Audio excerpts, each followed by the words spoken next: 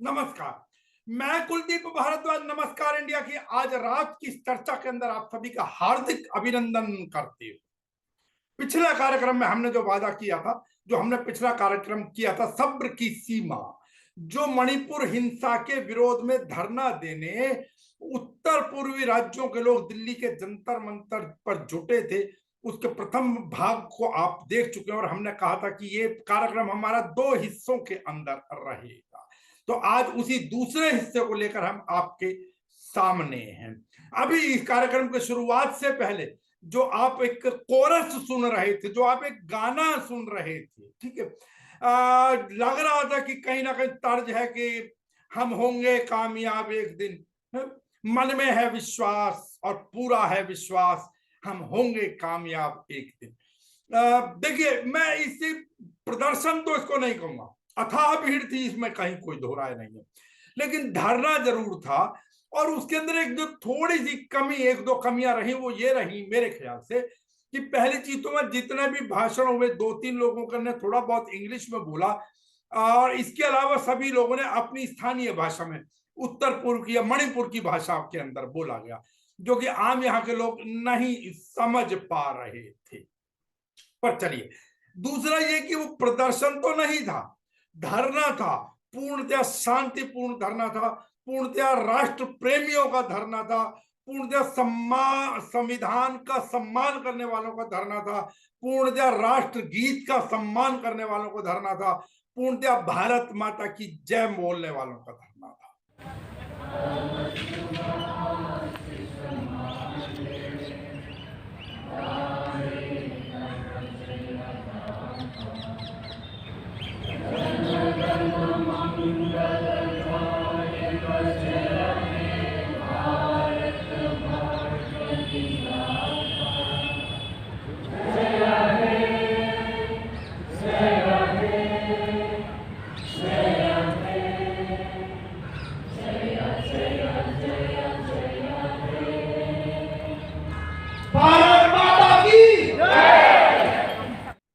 हाँ, मैं बिल्कुल स्पष्ट कहूंगा कि इनके साथ कोई आधिकारिक प्रवक्ता इस कार्यक्रम के लिए नहीं थे, किसी भी होते तो ज्यादा बेहतर होता, कोई 2-3-4 पदाधिकारी होते जो आधिकारिक रूप से जानकारी देते अपनी रणनीति के संदर्भ में, अपने अगले कदम के संदर्भ में, लेकिन शायद बिना कोई अगला कदम तय किए ये लोग यहां से चले गए। खैर, इसी मणिपुर हिंसा के संदर्भ में आपको मालूम ही है कि 26 विपक्षी दलों का गठबंधन, जिसको अब इंडिया कहा जाता है, उसके 21 सांसद मणिपुर के हिंसाग्रस्त क्षेत्रों का दौरा करने के लिए 2 दिन के लिए वहां पर गए थे, अर्थात 2 दिवसीय दौरे के ऊपर गए थे वहां पर।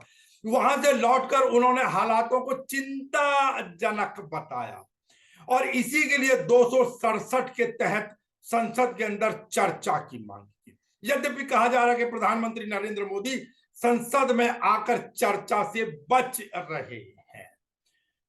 सुनिए। ने 267 की डिमांड की थी कि 267 के अंतर्गत डिस्कशन होना चाहिए।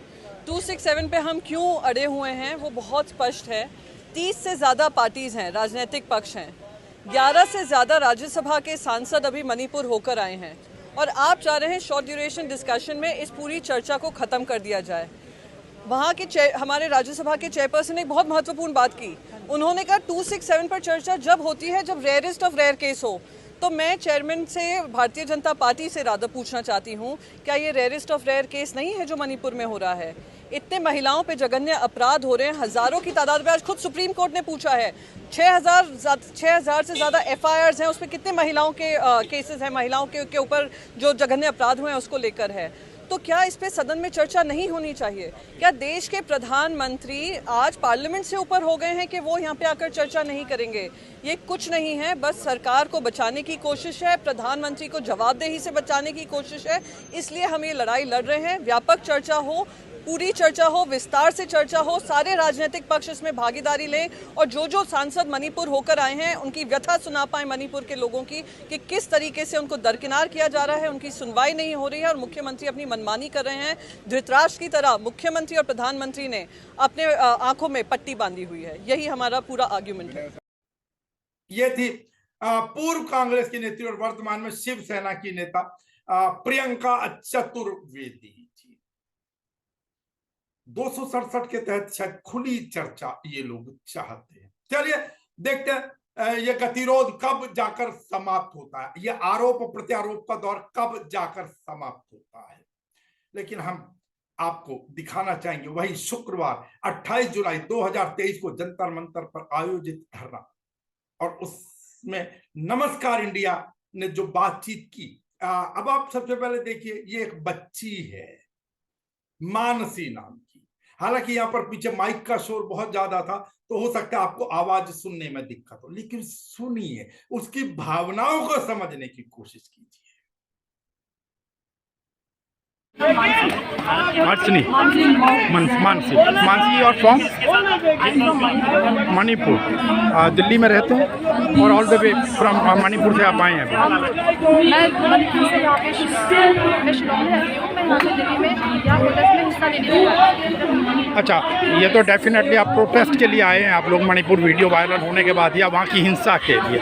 मेरा सीधा सा सवाल कि आप लोगों के सब्र का बांध कहाँ तक होगा, कब तक इंतजार करेंगे आप न्याय का?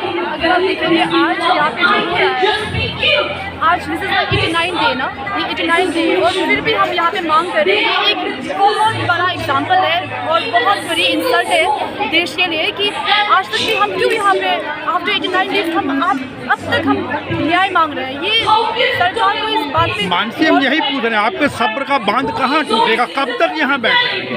आपको क्या लगता है आपको न्याय मिल जाएगा? हम तब तक बैठेंगे जब तक न्याय नहीं मिलेगा। कब तक? 2.25 महीने हो गए, कोई अभी भी नजर नहीं डाल रहा है। वीरेंद्र सिंह कोई एक्शन नहीं ले रहे हैं, पीएमओ की तरफ से कोई डायरेक्शन नहीं जा रही है, तो यही ना कि कब तक सब्र करेंगे? देखिए, इस सब्र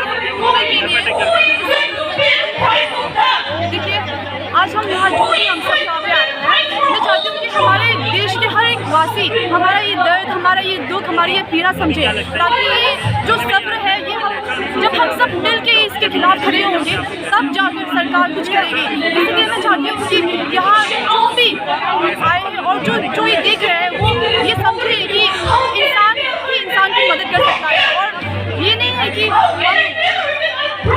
जिस तरह हम पर ये एलिगेशन लगाए हैं कि हम इलीगल इमिग्रेंट्स हैं, ये सब एक दिखावा है, एक झूठ है। सवाल उसका नहीं है, सवाल एक मानवता का भी है ना। एक महिला का साथ जो वीडियो वायरल हो, कोई भी हो, इमिग्रेंट हो, बाहर की हो, इंडियन हो, किसी भी समुदाय की हो, बात तो गलत है ना, किसी महिला के साथ ऐसा होता है। देखिए, जो महिला के साथ जो हुआ ये इंसानियत पे एक बहुत बड़ी बदनामी है, और इसके खिलाफ हम सबको खड़ा होना पड़ेगा, क्योंकि ये इंसानियत पहले इंडियन होने के लिए you have to be a human being. अगर आप इंसान का दर्द ही नहीं समझ सकते तो आप किस तरह के इंसान हैं? जैसे आज हालात हुए हैं, इंडियन से पहले हम ह्यूमन बीइंग भी है ना। तो मैं इसीलिए पूछ रहा हूँ ना, कहाँ तक सरकार को एक्शन लेना होता ले चुकी होती है अब तक। वो कहते हैं ना कि सब्र की कोई सीमा तो होगी ना। सरकार कब करेगी? अब 89 डेज हो गए, अब पता नहीं, हम लोग we are helpless, we are hopeless, we don't know what to do. We have just been asking for help from everyone. Okay. हमने भी यहाँ एक सवाल किया, वो इंडियन से पहले वो ह्यूमन बीइंग थी, क्योंकि आप देखिए, जैसा आपको मालूम है कि वर्तमान में पिछले कुछ समय से जो हालात चले, उस हालात के अनुसार आप प्रश्न करेंगे कुछ, आपको बात नेहरू तक पहुंचा दी जाएगी। हर चीज के लिए नेहरू जी जिम्मेदार हैं। प्रश्न करेंगे कुछ, बात करेंगे मणिपुर हिंसा की बात, आपको छत्तीसगढ़ राजस्थान की करनी शुरू कर दी जाएगी। अब जब बात किया कि इन महिलाओं के साथ जो कुछ हुआ गलत हुआ, तो बात करने लगे जी ये तो विदेशी मूल के लोग हैं। अरे भाई, कौन से विदेशी मूल के लोग हैं? पहली बात तो ये बताओ, और उससे भी पहली बात, विदेशी हो या देशी हो, अगर विदेशी भी हो तो क्या हम विदेशी महिलाओं के साथ इस प्रकार की घिनौनी हरकत करेंगे? क्या हमें यही संस्कार मिले हैं? क्या हमें भारत की संस्कृति ऐसा करने की इजाजत भी देती है? घृणा के पात्र हैं ऐसी सोच रखने वाले लोग भी, जो इस प्रकार के भद्दे उदाहरण देते हैं। हम फिर कहेंगे, नमस्कार इंडिया फिर कहेगा, जो भी जिन लोगों की वीडियो वायरल हो और जिन लोगों के आगे आगे नाम आएंगे इस चीजों के अंदर, जिन्होंने महिलाओं के साथ हैवानियत की, बलात्कार किए, उनके जनानांगों के साथ छेड़खानी की, पुरुषों का, बच्चों का कत्ल किया, उनके साथ ही उनके परिवारजनों से हमारी अपील के ऐसे लोगों का बहिष्कार करें। और चेतें अभी से। खैर, अब एक और बच्चा, ये अरुणाचल प्रदेश से आया है, तेनजिंग नाम, जो हम समझ पाए, उसकी भी भावनाएं सुनिए। जी, मेरा नाम है तेनजिंग सेगा। तेनजिंग, आप कहाँ से हैं? जी, मैं हूँ अरुणाचल प्रदेश, इंडिया से। डेफिनेटली आप आज इस मूवमेंट को सपोर्ट करने आए हैं जो मणिपुर हिंसा के विरुद्ध है, ठीक है।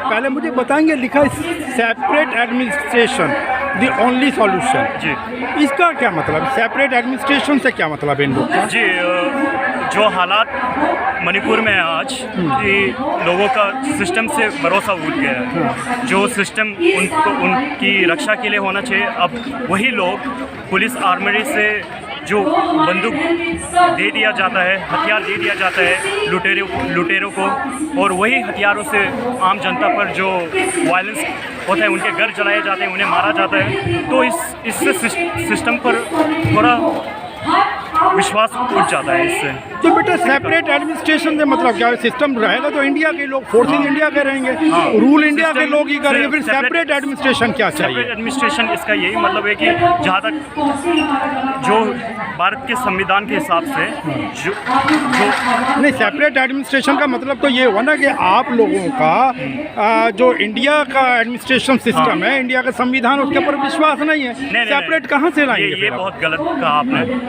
भारत के संविधान में पूरा विश्वास है, इसी के कारण आज ये जुलूस निकाला जा रहा है। भारत पे हमेशा विश्वास है, इसलिए आज ये लोग बंदूक नहीं उठाकर यहाँ प्रदर्शन करके बहुत शांतिपूर्ण तरीके से, संवैधानिक तरीके से आज जुलूस निकाला जा रहा है। आप मुझे ये बताइए, आपने जुलूस निकाला, धरना प्रदर्शन यहाँ पर हुआ, एक कहते हैं कि आपके सब्र की सीमा कहाँ तक है? आपको लगता है कि जो 2.25 महीने से एक्शन नहीं लिया गया, वो आपके आज आने से एक्शन ले लिया जाएगा?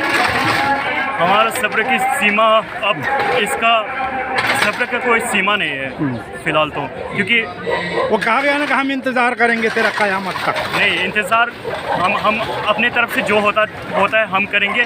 सरकार को अपने तरफ से जो होना चाहिए उनको करना चाहिए। सपोज सरकार ने अभी तक भी एक्शन नहीं लिया, सीएम के अगेंस्ट एक्शन नहीं लिया है कुछ भी, ठीक है, वहाँ अभी भी हिंसा जारी है, तो क्या सोचते? फिर कोई तो सब्र की सीमा क्रॉस करती होगी ना कि भाई हम इससे आगे बढ़ेंगे, कुछ और टूटता है। इसीलिए तो मेरे जैसे लोग जो मणिपुर से नहीं है मगर भी आकर मणिपुरी लोगों के बीच जुलूस निकाल रहे हैं। आप अगर जो आम जनता जो मेनलैंड इंडिया पे बैठे हैं उनका भी सब्र का सीमा टूटेगा तो वो भी कल यहाँ दिखाई देंगे। ओके, आपको क्या लगता है, अगर मान लीजिए अब यहाँ से भी अगर कोई एक्शन नहीं होता अगले कुछ दिनों में, अगला कदम क्या होना चाहिए? चलिए, आप मणिपुर से नहीं हैं, लेकिन आपकी नज़रों में अगला कदम क्या होगा? मेरे नज़र में अब शांतिपूर्वक तरीके से ये जुलूस चलते रहना चाहिए जब तक जो सिस्टम में है उनके कानों में ये आवाज़ नहीं आती कि जो दुख दर्द आम अगला संदेश क्या देंगे? सपोज छोड़ दीजिए वो कुकी से, छोड़ दीजिए वो मणिपुरी से, छोड़ दीजिए असमीज से, सवाल ये कि एक महिला के साथ लोगों की हत्या हुई, एक महिला के साथ जिस प्रकार का एक हिंदुस्तान के अंदर ह्यूमन बीइंग होने के नाते ऐसी हरकत, मानवता के विरुद्ध घृणित हरकत, इसके संदर्भ में तेनजिंग क्या संदेश दें? पहले तो ये बात है कि ये जो महिला की जो बात वीडियो की वायरल वाली वीडियो की बात कर रहे हैं आप, ये सिर्फ एक लोता इंसिडेंट नहीं है, अनेकों हैं। तभी कहेंगे ना, ऐसी घृणित मानसिकता के बारे में क्या कहेंगे कि ये किस मेंटालिटी के लोग और इनके लिए क्या मांग करते हैं ऐसे लोगों के विरुद्ध? हम यही मांग करते हैं कि जो सरकार जो अब वीडियो वायरल होने के बाद थोड़ा एक्शन ले रहे हैं वो उन्हें बहुत पहले कर लेना चाहिए। फिर भी अगर अभी भी देर नहीं हुए हैं, उनको बस 7-8 लोग इन्वॉल्व नहीं थे, यहाँ में थे more than 200 people were involved। सबको बुक करना चाहिए। और जो आप मांग करेंगे कि ऐसे लोग जिन्होंने इतना घृणित अपराध किया एक महिला के साथ, एक ह्यूमन बीइंग के साथ, बल्कि मैं महिला और पुरुष से भी ऊपर उठ करता हूँ, तो ऐसे लोगों के लिए मृत्यु दंड अर्थात फांसी की सजा होनी चाहिए। कानून निर्भया केस के अंदर भी फांसी दी गई ना, तो ये भी तो घृणित अपराध था, तो क्या इसके अंदर फांसी की मांग करेंगे आप लोग? जरूर होना चाहिए। सिर्फ जो महिला के साथ हुआ, उसके जो 5 साल के बच्चे के साथ हुआ था, उसके जो नौजवान का गला काटकर लटका दिया गया था, उनके कल्प्रिट को भी फांसी देना चाहिए। Thank you Tenzing, once again thank you.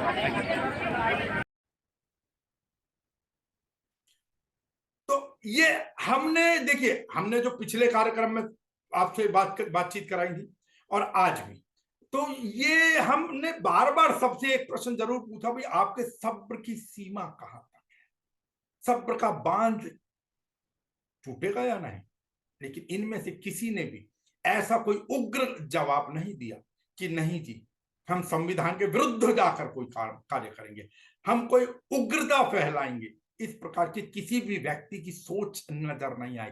और खाली ये नहीं, हमने देखा वहां पर अनेकों लोग बातचीत कर रहे थे। मैं फिर कहूंगा, कोई आधिकारिक प्रवक्ता तो ये जो कुकीज ऑफ वुमेन ऑर्गेनाइजेशन की तरफ से जो ये कार्यक्रम हुआ था, इसमें कोई आधिकारिक प्रवक्ता होता तो बेहतर होता, अपनी बात रखते। यद्यपि जो मेन स्ट्रीम मीडिया है वो मुश्किल से एक दो ही लोग रहे होंगे, ज्यादातर यूट्यूबर्स थे।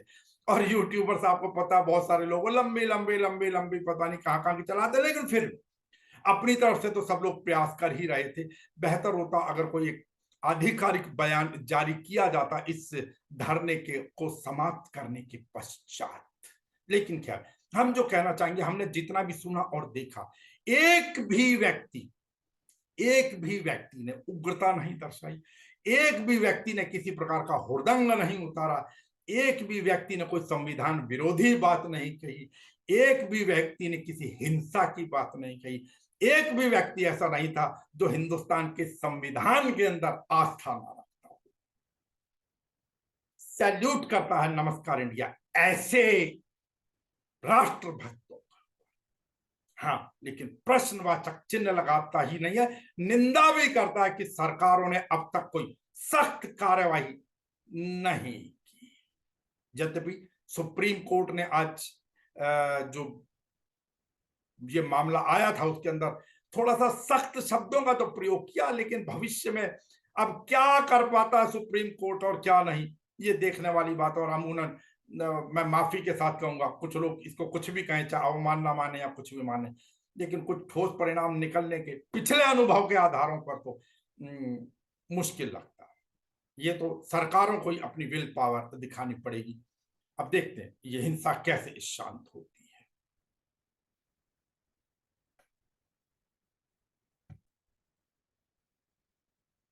और खाली कैसे ही नहीं, कब शांत होती है। यद्यपि प्राप्त जानकारी अनुसार 68 सांसदों ने अभी तक, जो हमें जानकारी मिली है, वो 68 सांसदों ने 267 के तहत चर्चा की मांग की है। बाकी जो दिल्ली में ट्रांसफर पोस्टिंग से संबंधित बिल है, वो भी लोकसभा में आने की उम्मीद है कल। आपको मालूम है कि संजय सिंह, आम आदमी पार्टी के जो राज्यसभा सांसद है, उनको पूरे सत्र के लिए निलंबित कर दिया गया है।